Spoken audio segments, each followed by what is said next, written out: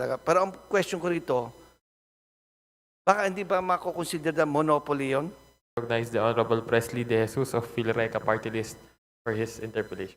The gentleman from the party list, PhilReca, the Honorable Presley De Jesus, is recognized to interpellate the sponsor. Thank you, Mr. Speaker. May the good sponsor yield to some question from this representation. Certainly, Mr. Speaker, Your Honor. Thank you very much.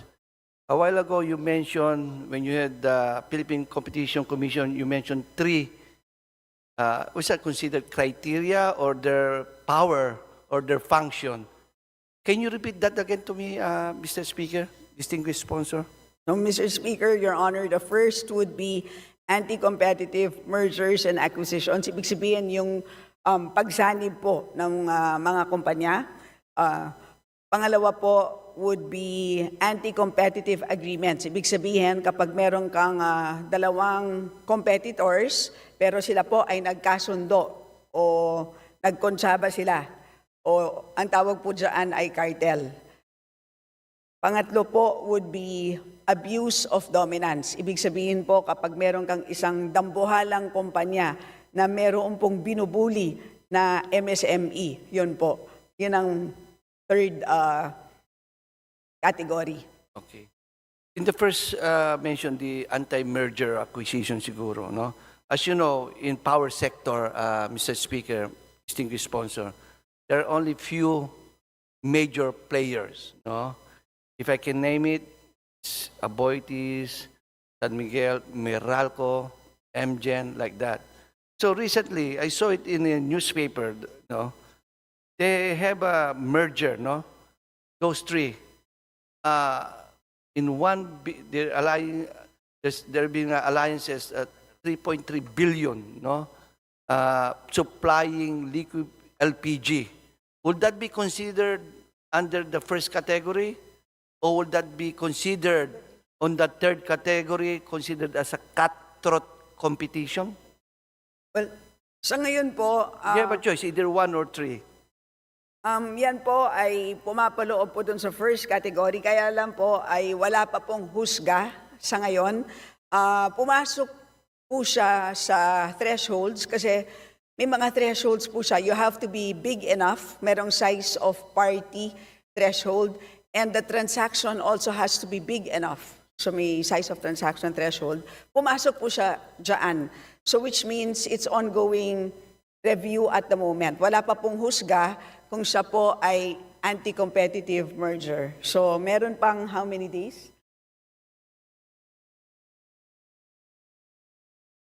Meron pa pong 10 days bago po deadline ng PCC to make a judgment as to whether it is an anti-competitive merger. Mr. Speaker, distinguished sponsor, so the PCC family is aware that there is a going. Okay, that's Yes. a very good sign Yes, Mr. Speaker. na at least they're on top of the situation, and I really support you, PCC, for doing a good job, no? So secondly, aside from that, no, we know that there's no such thing as monopoly dapat, especially in electric cooperatives, no?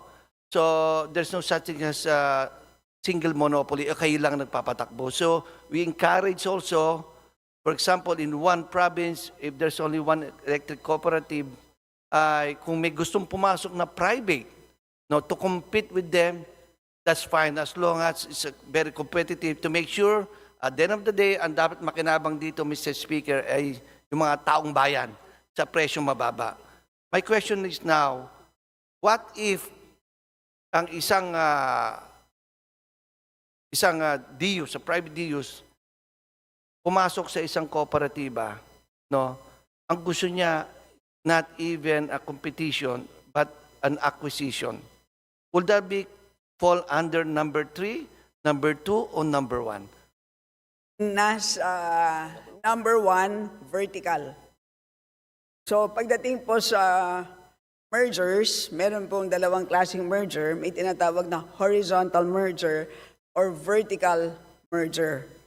Pag sinabing horizontal merger, pareho po silang line of business. Pero pag sinabing vertical merger, in this case, nasa generation yung isa, nasa distribution naman yung isa. So yung distribution, pumili po doon sa or vice versa. So vertical po. Vertical merger, number one. Okay. Now, you mentioned that they're in business of generation and distribution. It's clear in EPIRA law, talagang if you're in generation, you cannot be in distribution, no? Unless there's certain percentage. So, nandun na ako. So, I agree with that. So, sana ang our PCC family, Mr. Chair, Mr. Speaker, na tinututukan to. Kasi at the end of the day, we have only one vision and mission here to have a competitive price, no? So I hope na natututukan nyo ito. Ngayon, for example, if one company, no, meron pa siyang franchise na lifespan, for example, 10 years, here comes a private, gusto niyang kunin yon, can he do that under the PCC? Will it fall it will handle by the PCC? Ulitin ko, siguro hindi pa klaro. For example, ang one electric cooperative, may prangkisa pa siya na 5 years. And then, gustong agawin yung prangkisa mismo na hindi magtatayo ng sarili niyang prangkisa, gusto niya agawin, pero meron pa siyang 10 years na natitira o 7 years natitira sa kanyang prangkisa. Would that be considered a cutthroat competition? What level to the three that you mentioned, Mr. Speaker? Mr. Speaker, Your Honor, kapag legislative franchise yan, tayo po yata ang kailangan mag-decide dyan. That's correct, Mr. Speaker, Madam Sponsor. Dapat ang franchise. Kapag inagaw na lang kagad, may existing pa, instead na magtayo sila ng sarili na two competing distribution utilities na talagang presyo nila, pababaan sila. Which is better, right? Hindi ba maganda ganon? O hindi, again, it will not fall dun sa tatlo nyong categories na minention.